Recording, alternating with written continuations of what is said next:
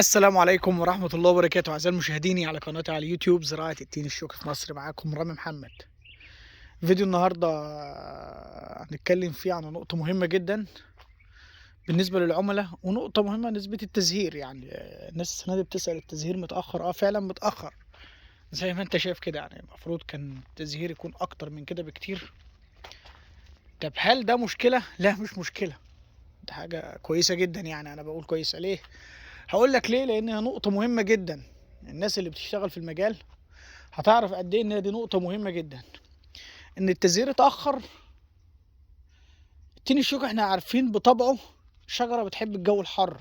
يعني شجرة بتحب الجو الحر، يعني بتحب تزهر في الوقت الحر، بتحب تضرب نمو خضري في الوقت الحر، بتحب تضرب نمو زهري في الوقت الحر.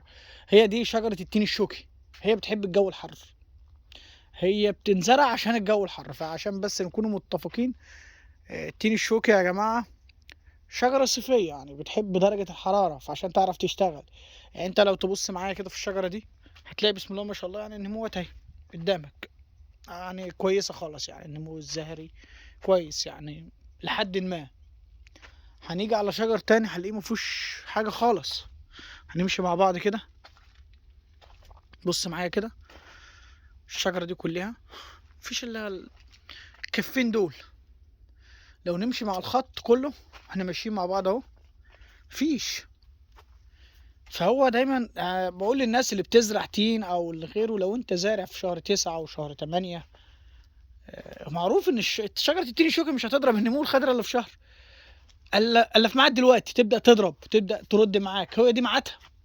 هتقول لي طب نزرع دلوقتي، وانت ممكن ما تلاقيش شتله دلوقتي. هي ميعاد الشتله بتوفر دايما من شهر 9، ممكن ما تلاقيهاش وما تلاقيش الجوده اللي انت بتدور عليها كمان، الحاجه السوبر. لكن الحاجه السوبر والجوده كله ده بيبقى من اول بعد الحصاد، تلاقي بص انضف شتله. لكن انت لو زرعت انت خسرت ايه؟ ما هي كده كده موجوده، تضرب جدر وتبدا تستعد للنمو الخضري. وفي الصيف والنمو الزهري بتجيب الاتنين مع بعض. تمام. فدي النقطه اللي حصلت السنه دي في التزهير. طب هتقول لي ايه الميزه؟ هقول لك الميزه. حوالي السنتين اللي فاتوا كان دايما موسم حصاد التين الشوكي يجي في العيد الكبير. في العيد الكبير كان العيد الكبير يدينا دروب. ايه هو الدروب؟ يوقف الشغل، تبدا الناس تروح تعيد، تبدا الناس تقف قبل العيد بفتره. يعني لو عنده كميه يقف، لو انت جاي لك كميه تانية يقول لك لا ستوب عشان اخلص اللي معايا. فتبتدي تعمل دروب في السوق يوقف المنتج، وتبتدي انت تقف من ارضك. يعني تقف حصاد، تقف حصاد. فتبتدي تلاقي نفسك وقفت، يبتدي الانتاج يكتر عليك السوى. يعني يبتدي ان التين يستوي، فعايز تشتغل، يبتدي تنزل بكميه كبيره السوق، يبتدي السعر ينزل معاك. فهو كان العيد دايما دروب بالنسبه لنا في السنتين اللي فاتوا للتين الشوكي. السنه دي لا، احنا هنشتغل بعد العيد انا تاني بقول 15 يوم. طب ايه الميزه؟ ان انت مش هتقف. الميزه التانيه سعره هيبقى ثابت وكويس. الميزه التالته هتقدر تسيطر على مزارعك. يعني تقدر تلم اللي بيستوي اول باول. بعد ما كنت بتاخد 15 يوم اجازه ما بتشتغلش، ايه هم ال 15 يوم؟ اسبوع قبل العيد واسبوع بعد العيد، دول 15 يوم رسمي ايام العيد. 15 يوم في موسم حصاد 40 يوم 45 يوم كتير، كتير جدا. لكن دلوقتي ما عادش موجود الكلام ده.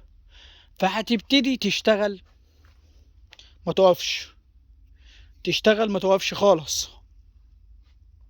فهتلاقي نفسك بالبلد كده راكب مزرعتك، مسيطر على السوق، ما بتقفش وعمالتك شغاله. تلاقي نفسك الموسم يكون اسرع معاك، وتلم قرشك بدري، وتبتدي تستعد للموسم الجديد، خدمه والكلام ده كله. فهي دي ميزه. لكن العيد كان بيخليك عمالتك تمشي، عمالتك ترجع، تنظم نفسك مع سريحتك، تنظم نفسك مع تجارك. تلاقي نفسك داخل في دايره عمال تعدل فيها تاني. دروب حصل، لكن دلوقتي ما عادش موجود معانا الدروب ده.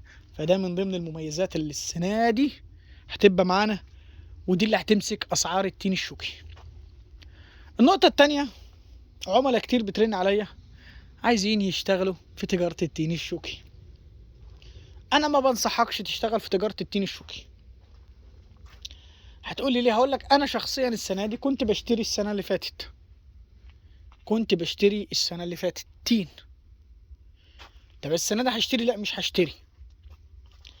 هتسألني ليه؟ التين السنة اللي فاتت بايت غالي جدا جدا.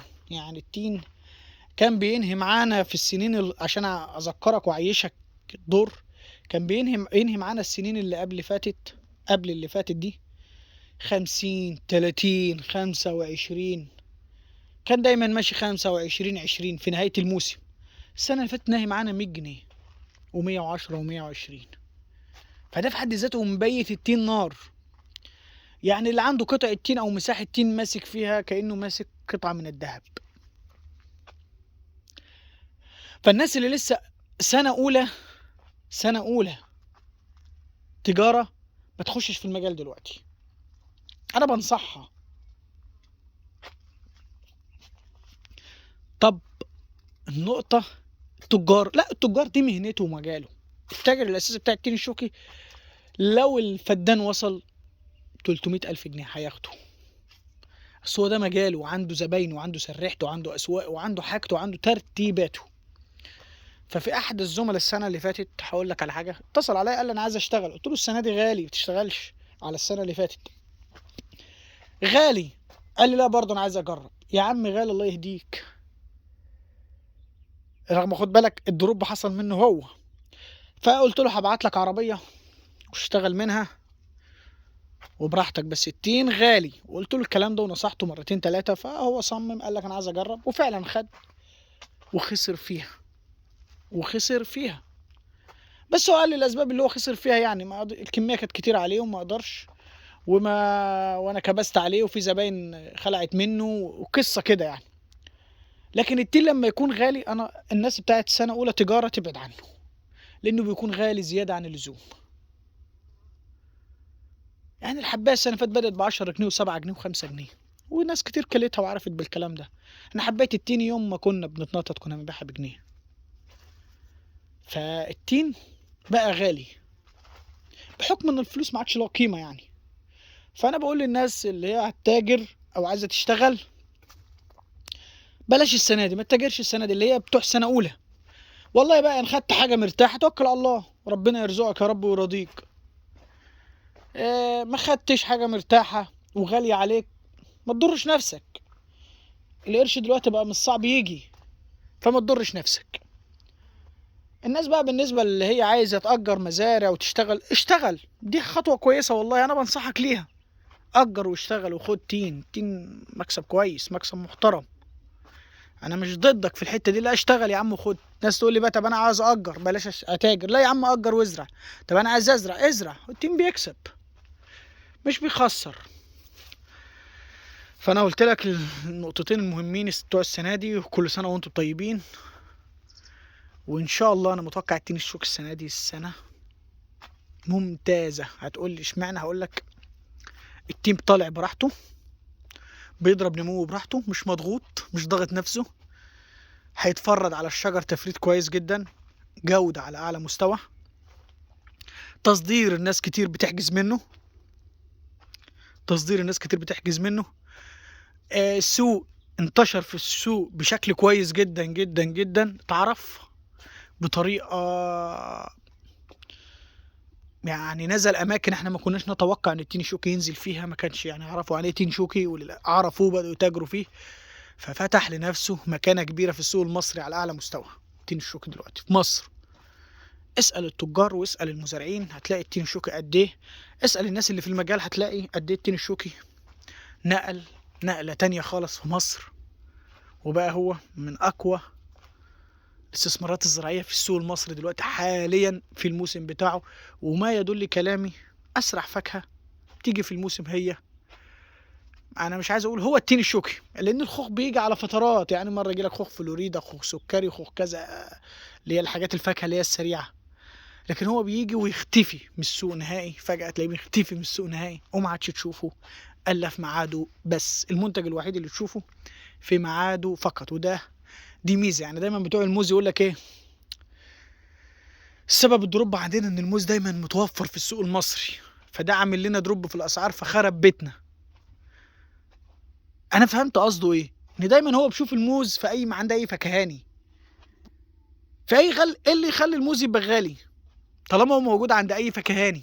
كل ما يعني مش موجود، يعني موجود يعني عند الفكهاني طوال السنه، يعني كل ما عدى الاقي الراجل بتاع الموز معلق موز. الله، والموز ده ما بيخلصش ولا ايه؟ طول السنه معلق موز وواقف بعربيته، تلاقي واحد بتاع موز مخصوص. لكن ميزه التين بيجي معاك شهرين ويختفي من السوق نهائي. هي دي الميزه الكويسه اللي احنا بنشوفها في الموسم بتاع التين الشوكي، ودي لقمه العيش اللي فيه، ودي مكسبه.